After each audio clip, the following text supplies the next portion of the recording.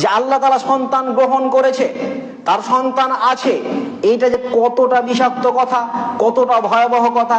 আসমানের যদি ফিলিংস আসতো, জামিনের যদি একটা অনুভূতি থাকতো, আর যদি পাহাড় সময়ের অনুভূতি থাকতো, তাহলে আকাশগুলো ফেটে ফেটে পড়ে যেত। আকাশ কতটা আছে জানেন? সপ্ত আকাশ পড়েননি?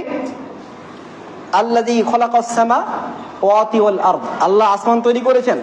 আবার আল্লাহ তাআলা সূরা মুলকের মধ্যে বলছেন, আমি আসমানগুলোকে পরপর করে সাজিয়েছি কটা স্তরে? 7টা স্তরে। সপ্ত আসমান সমূহ ভেঙে চূর্ণ বিচূর্ণ হয়ে গিয়ে পড়ে যেত, থাকতো না। পাহাড়গুলো চূর্ণ বিচূর্ণ হয়ে যেত, জমিনগুলো বিদীর্ণ হয়ে যেত। এই কথাটা এতটা ভয়াবহ, যদি এদের ফিলিংসটা থাকতো। পড়ছে না কেন? ফিলিংস নাই তার। আপনি কি ভেবেছেন? ভয়াবহতা দেখেছেন আপনি? তাহলে আপনি যদি এই তাদের এই